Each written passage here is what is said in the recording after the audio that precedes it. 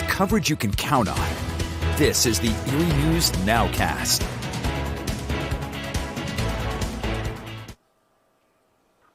Good afternoon, everybody. I'm Elspeth Meiser, and thank you for joining us for your Erie News Now Weekend Nowcast. We want to update you with the very latest on the coronavirus pandemic in our region. So we're going to switch gears now, and let's take a look at the Pennsylvania Department of Health and their website right now. They've just recently updated with today's data. As far as statewide data goes, we saw an increase in 5,785 new cases across the Commonwealth, as well as 205 additional deaths across the Commonwealth.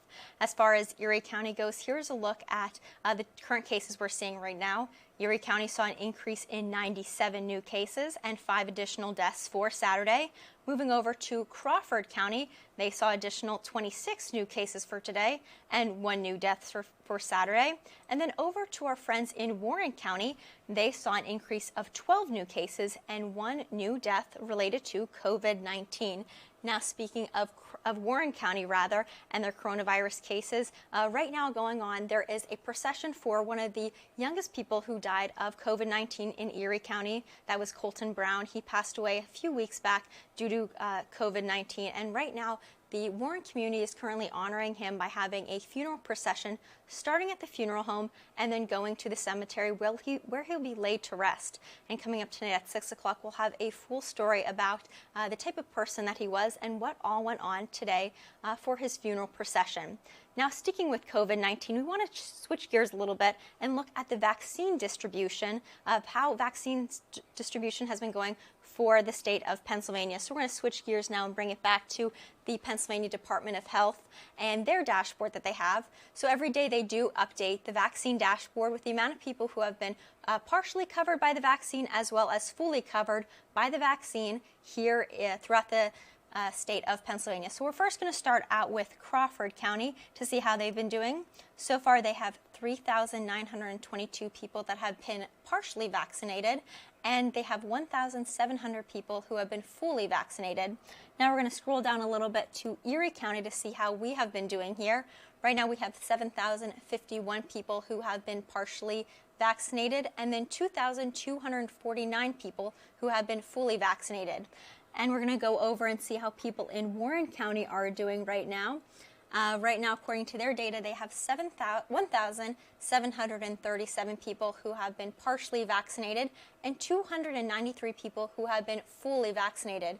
And then for the state of Pennsylvania as a whole, over 400,000 people have been partially vaccinated for COVID-19, but only 100,000 people have been fully vaccinated for COVID-19. And speaking of people getting vaccinated for COVID-19, Abington Crest is vaccinating many of their employees as well as family members today too. But if you haven't gotten the vaccine yet and still have questions, one nurse shared her experience about what it was like to get the COVID-19 vaccine and some of the side effects that she was experiencing after she got the vaccine. Our Haley Potter has the story now, and we'll bring that right up. Shot, my arm was sore, kind of like a tetanus shot. This nurse says shot number 1 was a piece of cake, but shot number 2 was a slightly different story. For like 3 days after, I had like severe body aches. Following the second dose, she felt sick for a few days, and some of her fellow co-workers in the hospital had to take a few days off of work because of their side effects. Severely nauseous. Some developed a fever. Some actually had a little lump that developed under their arm, but went away after 24 hours. This nurse wanted to share that experience because she says it's normal and people should not shy away from getting the vaccine because they're worried about the days following. Now take the side effects over actually contracting the actual virus. It's kind of like your body's building up an immunity for it. And epidemiologist Becky Dawson proves that to be true. Your immune system's being trained to fight the SARS-CoV-2 virus. So it's just a sign that your system is working.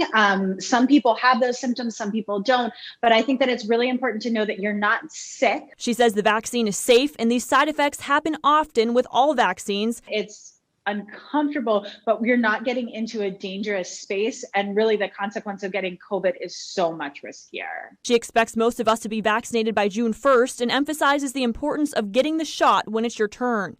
The nurse, Danielle, works in healthcare and is thankful she was vaccinated. Not only is it protecting me and lowering my risk of getting it, it's lowering the risk of me bringing it home to like my husband and my kids and my family. And she says that even though it might be annoying to feel sick and possibly have to call off work the following day, the pros outweigh the cons.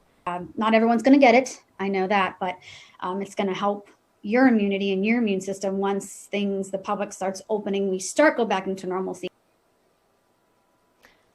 And now turning from COVID-19 related news to some more local events going on through our area in the next few days. It is another busy weekend for football and for football fans. Currently this weekend we have a few more matchup games for all those football fans out there. We're going to take a look at some of the big games for this weekend. Starting tomorrow, the Bills and the Chiefs face off for the AFC Championship. That game's at 6:40 on WSEE. But we're going to be continuing our Trail to Tampa coverage with Sports Blitz tomorrow morning, followed by a Trail to Tampa show from 4:30 until 6 p.m. All gearing up for the big Bills versus Kansas Chiefs game, and that's for the AFC Championship. And then as far as the NFC Championship goes, it is the Packers taking on the Buccaneers.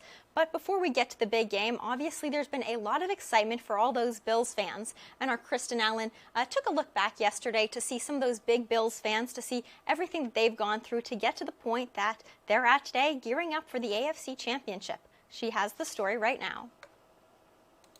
Lots can be said about the Bills Mafia, but one thing's for sure.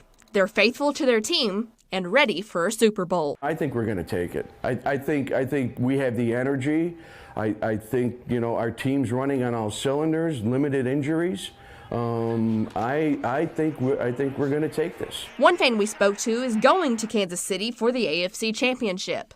So if you watch the game, 25-yard line, there'll be 4 of us in blue. The rest will be in red, so that'll be us. Going to the big games isn't the only way Bills fans are supporting their team.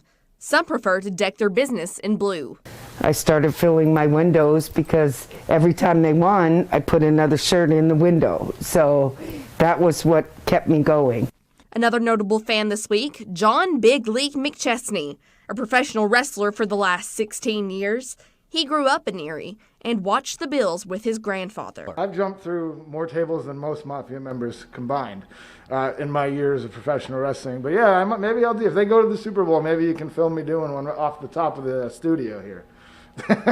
All the fans we spoke to think this team is going to the top.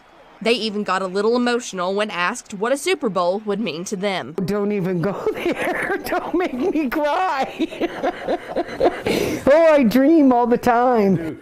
Bills make me want to shout. Throw your hands up and shout. Hey, hey, hey, hey. Let's go, Buffalo. Kristen Allen, Erie News Now. And that wraps up the weekend edition of the Erie News Now weekend news Nowcast. Just a quick update of some of the news stories we're working on for you coming up tonight at 6 o'clock. Be sure to join us at 6 o'clock for all your latest news, weather, and sports. Have a great day.